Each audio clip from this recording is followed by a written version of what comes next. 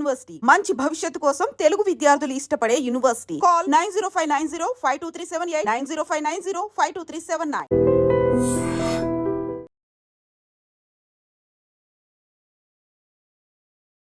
నమస్తే, welcome to I dream social spotlight with కవిత.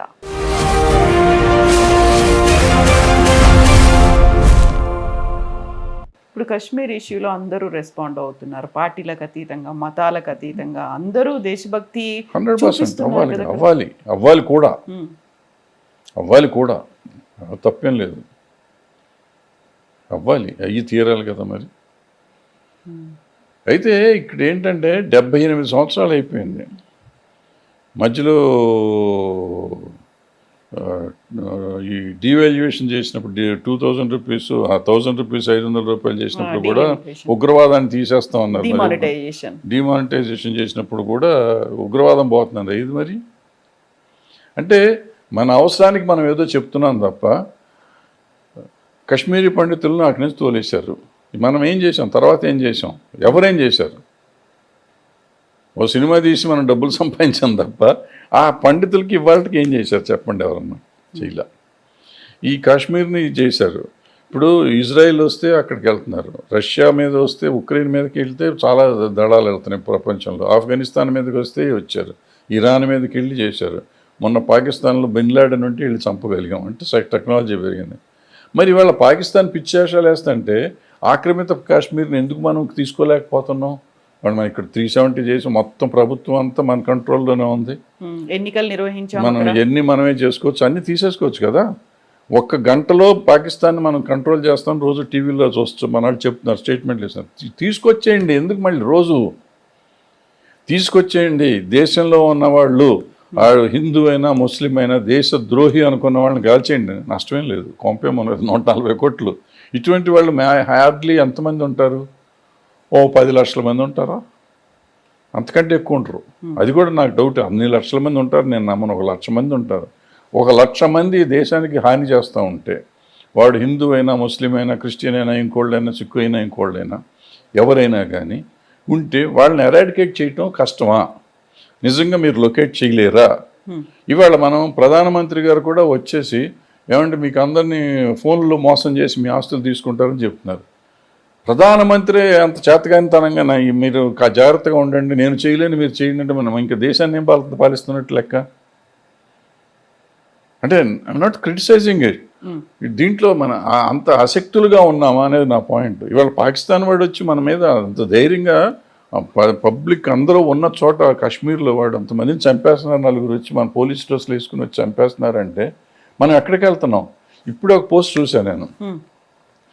మన ఇందాక చెప్పాను 20,000 మంది 30,000 మంది మన నాయకులకు ఉంటే మరి 4,000 మంది అమాయకులు అక్కడ ఉంటే వాళ్ళకి సెక్యూరిటీ ఎందుకు పెట్టలేకపోయారు? వీళ్ళు పెట్టాలి కదా. కాశ్మీర్ చాలా సెన్సిటివ్ ఏరియా అని తెలుసు కదా మీకు. తెలిసినప్పుడు ప్రతి టూరిస్ట్ స్పాట్లోనూ సెక్యూరిటీ పెట్టుకోవాలిగా. నేను బయటికి వెళ్తే నాకు మాత్రం 10 మంది జెడ్ సెక్యూరిటీని పెట్టుకుంటున్నామే. నన్ను చంపుతారు, నేను ఒక్కడిని చచ్చిపోతే దేశం ఏమైనా నాశనం అయిపోతుందా? దేశానికి గాంధీ గారు పోయారు, నెహ్రూ గారు పోయారు, రాజీవ్ గాంధీ, ఇందిరాగాంధీ, ఇట్లా ఎంతో వాజ్పేయి గారు, ఎంతమంది పోయారు. ఆ దేశం ఆగిందా? లాల్ బహదూర్ శాస్త్రి గారు, ఎంతోమంది పోయారు. దేశం ఆగిందా? ముందుకు వెళ్తానే ఉందిగా. సో వాళ్ళు లేకపోతే దేశం నడవదు అని అనుకోవటం తప్పు. ఎక్కడికి వెళ్తుంది? ఎక్కడ స్వతంత్రం వచ్చింది? నక్సలైట్లు స్వతంత్రం రాలేదంటున్నారు, వీళ్ళు స్వతంత్రం రాలేదు. 70-60 ఏళ్ళు కాంగ్రెస్ వాళ్ళు మనకు స్వతంత్రం తేగలేదు అంటున్నారు. మరి తెస్తే నువ్వు తెచ్చావు. అట్లీస్ట్ కాంగ్రెస్ వాడు సెక్యూరిటీ లేకుండా తిరిగాడు ధైర్యంగా. ఇవాళ నువ్వు సెక్యూరిటీ లేకుండా తిరగట్లేదే. అంటే మనం సమాజం మారిందా, మనం మారామా? ఇప్పుడు బ్రహ్మాండమైన డెవలప్మెంట్ దేశంలో లేదంటే రోడ్లు వేసారు, బ్రహ్మాండమైన రోడ్లు వేసారు. అసలు ఎక్కడి నుంచి ఎక్కడికి వెళ్ళాలన్నా ఈజీగా వెళ్ళిపోతున్నాం. ఒకనొకప్పుడు ఢిల్లీ వెళ్ళాలంటే కొన్ని 100 రోజులు అయ్యేటట్టు ఉండేది. ప్రపంచం అమెరికా వెళ్ళటం ఈజీగా వెళ్ళేవాళ్ళం ఢిల్లీ వెళ్ళటం కంటే. ఇవాళ ఫాస్ట్గా వెళ్ళిపోతున్నాం. వాళ్ళు ఏ ఊరు వెళ్ళాలన్నా ఫాస్ట్గా వెళ్ళిపోతున్నాం. బ్రహ్మాండమైన రోడ్లకి డెవలప్మెంట్ అయింది, చాలా ఉద్యోగాలు వచ్చినాయి. సో డెవలప్మెంట్ ఎట్లా ఉందో దాంతోపాటు అభద్రతాభావం కూడా పెరిగింది, హేట్రెడ్ పెరిగింది, కులతత్వం పెరిగింది, మతతత్వం పెరిగింది. ఈ పెరగకుండా ఉండుంటే వాళ్ళ సమాజం ఎంతో బాగుండేది. ఇప్పుడు కశ్మీర్ ఇష్యూ చూస్తే అక్కడ తీవ్రవాదులు రావడానికి అంత సెక్యూరిటీ ఉన్నప్పటికీ వాడికి ఎక్కడ ల్యాప్సెస్ ఉన్నాయని తెలుసుకొని చేయడానికి హెల్ప్ చేసింది అక్కడ ఉన్నటువంటి కొంతమంది స్థానికులే, వాళ్ళ వల్లే ఇలా అయింది అనేది. అయ్యో డెఫినెట్గా స్థానికులు లేకుండా ఎప్పుడు ఏది జరగదమ్మా. 100%. ఇప్పుడు ఇందాక మీరు చెప్పినట్టు దాంట్లో కూడా మన ఊరి నక్సలైట్లు చేస్తున్న దగ్గర కూడా స్థానికులు, కర్రిగూడలో కూడా స్థానికులే కదా, స్థానికులు సపోర్ట్ లేకుండా వాళ్ళు ఉంటారు కదా. ఎప్పుడు స్థానికులు లేకుండా ఏమి జరగదు. ఇప్పుడు ఇక్కడ మనకి హైదరాబాద్లో దాడులు జరిగినాయి, స్థానికులు చేశారు. సో మనకి ఎందుకు ఎరాడికేట్ చేయలేకపోతున్నాం, ఎందుకు చేయలేకపోతున్నాం? సడన్గా ఎవడో పార్లమెంట్ మీద బాంబు వేస్తాడు, ఒకడు వచ్చి ఇంకోటి మీద బాంబు వేస్తాడు, ఒకటి వచ్చి ఇందిరాగాంధీని కాల్చేస్తాడు, ఇంకోటి రాజీవ్ గాంధీని కాల్చేస్తాడు. ఈజీగా జరుగుతున్నాయి ఈ దేశంలో. ఎందుకు మనం ఆపలేకపోతున్నాం? మనం ఏదో ఒకటి చెప్పేసి చెప్తున్నాం, కానీ జరుగుతున్నాయి, రోజు రోజుకి జరుగుతున్నాయి. మనం ఇన్ని జరుగుతా అంటే కాశ్మీర్లో ఎంత ధైర్యం వాళ్ళకి లోపలికి వచ్చి చేస్తాం అంతమందిని సివిలియన్స్ చంపడానికి. మరి వాళ్ళు ఆలోచించకుండా చేస్తే మనం ఎందుకు ఆలోచిస్తున్నాం వాళ్ళు పాకిస్తాన్ మీద యుద్ధం చేయకుండా ఉండటానికి? ఇప్పుడు టీవీలో చెప్పి సైనికులు రెడీ అయ్యారు, నువ్వు ఎవరికి చెప్తున్నావు? ఇప్పుడు సైనిక అభద్రత అది కాదా? అసలు నువ్వు నీ సైన్యాన్ని గురించి నువ్వు పబ్లిక్గా ఎందుకు బయటకు వస్తుంది?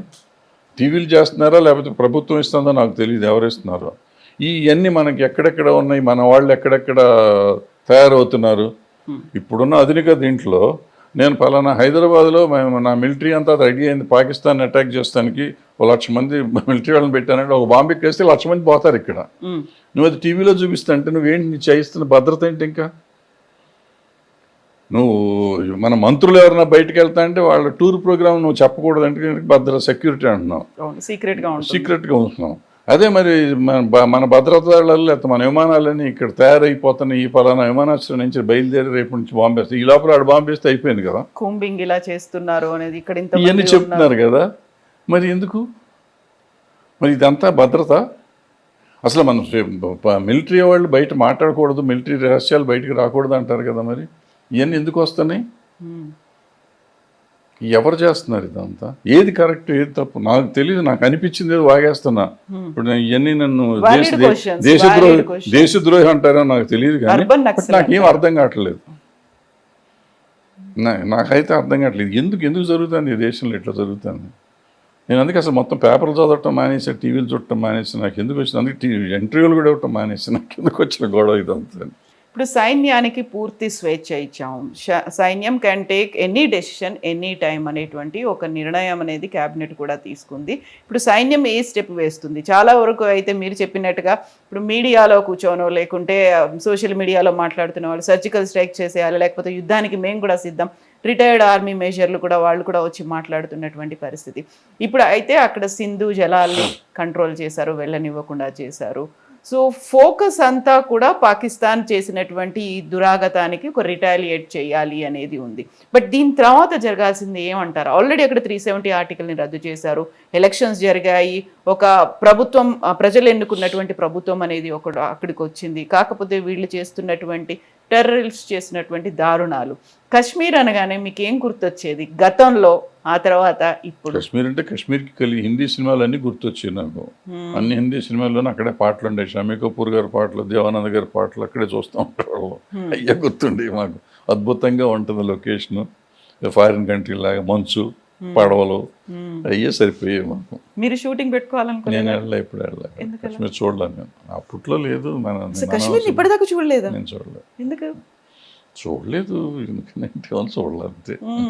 చూడలేదు. చాలా అందంగా ఉంటుంది చిత్రీకరణ కావచ్చు, అక్కడ ఉన్నటువంటి లొకేషన్స్ ఇవన్నీ బాగుంటాయి, చాలా బాగుంటాయి అన్నారు.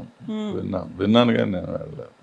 వెళ్ళాలి అనిపించిందా ఎప్పుడన్నా? చాలాసార్లు అనిపించింది, 2-3 సార్లు టికెట్లు కూడా కొన్నాను కానీ వెళ్ళా, టైం లేక ఏదో ప్రాబ్లం వచ్చి మానే. సో ఇప్పుడు పీస్ అనేది అక్కడ నెలకొన్న తర్వాత, ఎక్కడికక్కడ అంతా సెట్ అయిపోయింది, బాగుంది అనుకున్న తర్వాత ఆలోచన మళ్ళీ ఉంటుందా మీకు? ఏం అప్పుడు దాకా బతుకుంటే చూద్దాం. అప్పటిదాకా అంటే ఎంతకాలం అనుకుంటున్నారు మీరు? ఏమోనమ్మా, ఇప్పుడు 76 ఏళ్ళు వచ్చినాయి నాకు. దగ్గర 20 ఏళ్ల నుంచి నీకు అక్కడ లేదు కదా, శాంతి భద్రతలు లేవు కదా. 20 ఏళ్ల కింద వరకు సినిమాలన్నీ అక్కడ తీసేవాడు, శుభ్రంగా ఉంది కదా, చాలా ప్రశాంతమైన దేశం కదా అది. చాలా దరిద్రంగా తయారైపోయింది కదా. మరి అది ఆ కారణం ఎవరన్నా రాజకీయ నాయకులే. నాకు తెలియదు, దాన్ని మనం మొక్కమాట పడాల్సిన అవసరం లేదు.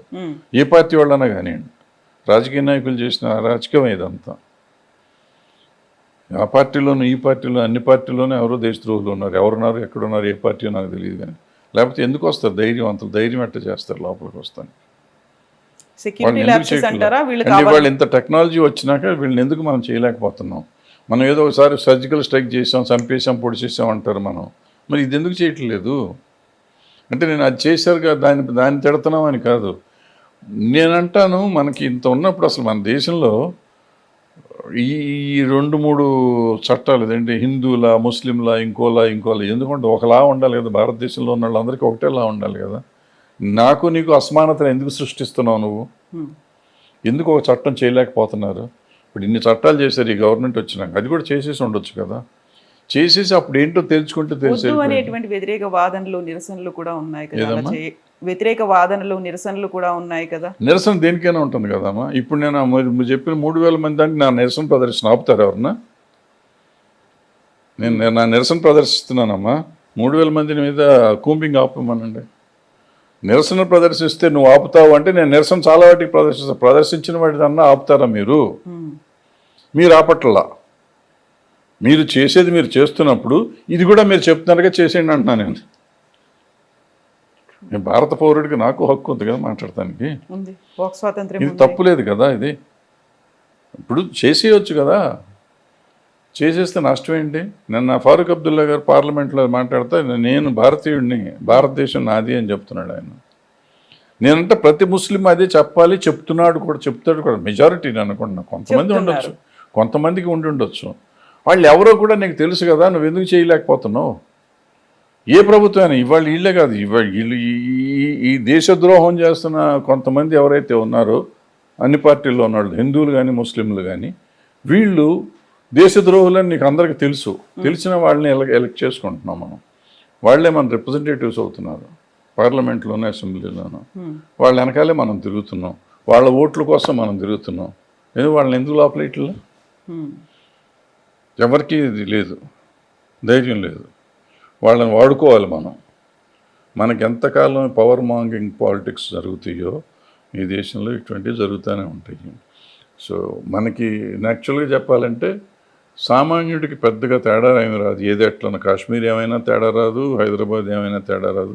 ఆ రోజు కొంచెం బాధపడతాం, అయ్యో పాపం పక్కనోడికి ఇట్లా జరిగిందని. మర్నాడు మనకు ఉండే తలకాయ నొప్పులు మనకు ఉన్నాయి.